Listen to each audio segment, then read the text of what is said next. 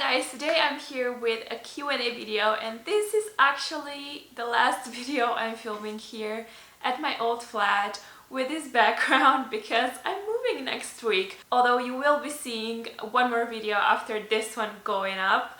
But yeah, technically this is the last video I'm filming here at my old flat. Anyway, thank you to everyone who submitted questions for my Q&A. I have 6 questions on my to answer list, so I'm just gonna get started. First one is, what are your plans as a freelancer? In case you haven't watched one of my recent vlogs, I decided to go freelance and be my own boss, basically. I did already talk about the reasons for making this decision, but I'm not sure if I actually told you what I'm planning to do. Basically, I want my main activities to be social media consulting and management. So this is kind of where I'm headed. This is what I've been doing at my old job, and basically for the past 5 years since I've been blogging and running social media for my online store and all that jazz. So yeah, that's what I kind of want to do full time, but because I have quite a few skills, I'm also ready to do some content writing, copywriting, translating, and maybe even makeup because I am a makeup artist. So yeah, I'll just basically try to incorporate all my talents and skills, and we'll see where it takes me. And also I want to focus more on my YouTube, my blog, and my online store. So yeah, that's the plan. And my friend Charlie asked me who would be your dream client. To be honest, I think my dream client would be an international travel brand or something that would send me on trips around the world and let me do social media for them and write blog posts and stuff like that and do videos. I don't know. That would be my dream client. But realistically speaking, I really just want to work with small businesses that are passionate about what they do or what they sell or whatever, because I thrive in that kind of an environment and I like to be, I guess, surrounded by that kind of people. Even if you're not physically working together in the office, just to collaborate with someone who is passionate about what they do just makes things so much easier and nicer. I don't know. So yeah, I hope I answered your question. And then another friend of mine, Hannah, asked me, do you have any upcoming trips planned / will you come visit me in Berlin soon? Hannah, to answer your question, I really want to come to Berlin this summer, so fingers crossed. I'm not yet sure how I'm gonna do it because I'm completely broke, but I really do want to come and I'm gonna try to make it happen. I just need to find some cheap plane tickets and I'll be there. But as far as my other trips for this year, I'm actually going to the French Alps in a few weeks time. I'm going there on an annual skiing trip with my family. We've been going there for pretty much my whole life. I just made some calculations and I actually realized it will be my 20th time visiting that place, which is quite insane. But yeah, I'm going skiing, and then I'm not sure about what's going to happen for the rest of the year. My family and I may be planning a very exciting trip for the Christmas break. I really hope that's going to happen. But we don't have any reservations yet or anything like that, so I don't want to jinx it and I just don't want to talk about it. But yeah, fingers crossed that happens as well. I just really want to start traveling as much as possible again because I haven't been traveling for the past 2 years. The only place I went to was back home to Slovenia. And I pretty much live to travel, so it's been very hard for me.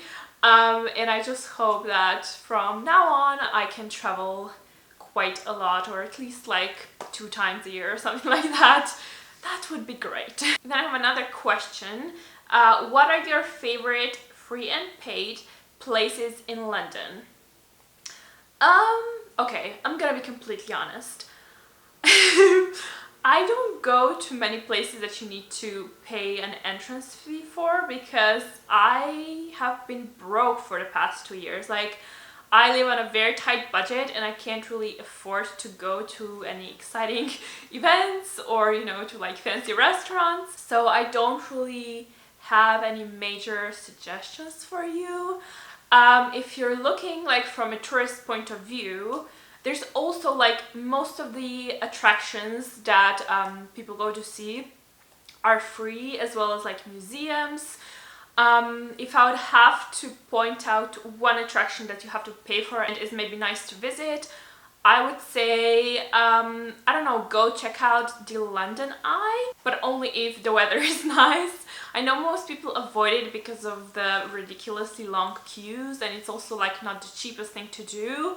But I did go a couple of times before I even moved here, and I did enjoy it. You can see the city from another perspective, and I don't know, it's nice. As far as places that don't require an entry fee, the places that I usually go to are like parks and markets. My favorite one is the Brick Lane Market, which most tourists don't know about. It is in Shoreditch, which is known as a like hipster part of London, and I don't know, I just really like that market because it's completely different from all the rest. You can find like a lot of Tumblr-y stuff there, and there's also a lot of young designers who sell their stuff. So yeah, I would definitely suggest you to go check out Brick Lane in Shoreditch if you're maybe visiting London for the second time. I don't know, there's so many places I could talk about. I actually decided to start writing travel posts for my blog quite frequently from now on. So I'm considering doing quite a few of them on London.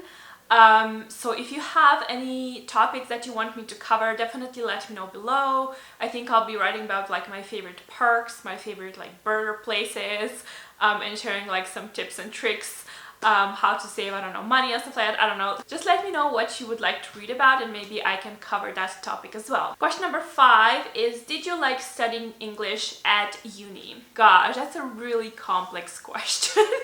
I don't know how to answer it. Basically, I really wanted to go study English, right? So when I was accepted to university that I applied to, I was really happy. And for the first year, I did quite like it. It was one of the most demanding courses in my country. We had like 24 subjects, I think, and about like 40 exams a year, and then constant like project presentations. My course was like pretty intense, but I did enjoy it in the first year because that's what I really wanted to do. I was also done with all the exams by July, which is something that doesn't happen very often. But yeah, I was done with everything. I had good grades and I had a really long summer holiday. But then I started to get interested in other stuff like makeup, vlogging, social media, marketing and things like that. So, you know, for the rest of the uni, I was kind of like, I wasn't feeling it anymore. I was still going to all the classes, I was doing well, but I don't know, I just didn't enjoy it as much. One of the reasons why I didn't enjoy it as much anymore was because I didn't like the majority of the subjects. I would prefer if we had more like practical subjects about like translating and like writing and stuff like that. We had some of those subjects and those were my favorite ones because I actually learned something from them, you know, and we had a lot of grammar subjects which I was fine with.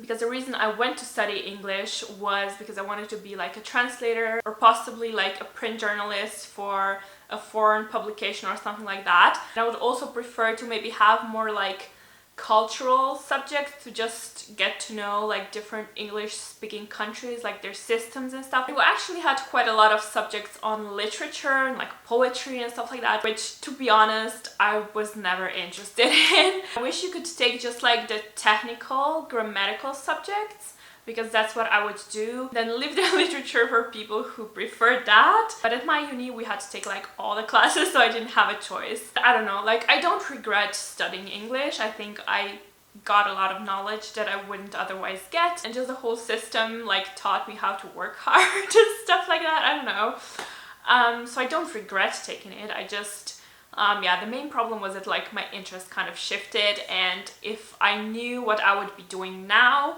I would probably go into marketing or something like that, but you know, it's fine. That's life. Things happen and you can't really predict how everything is gonna turn out. I think everything happens for a reason, so yeah, everything's fine. Now the last question is, what is your favorite YouTuber? I really like watching my friends on YouTube, which sounds a little bit creepy, but yeah, I like watching my friends because they're just normal people like me. They're relatable, you know, they have things going on, I don't know. So yeah, I like to watch my friends' channels. But if we're talking about like bigger YouTubers, I would point out the Michelacs. If you don't know them, they're basically a family. Anna and Steph are the parents, and they have a little son, Grayson, and they live here in London.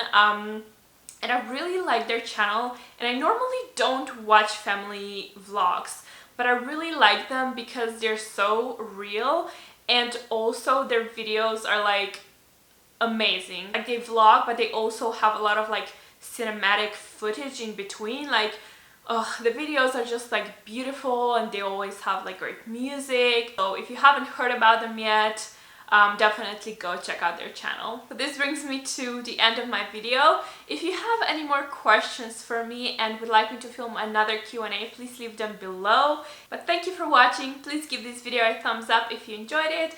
Don't forget to subscribe. Have a nice day, and I'll talk to you soon.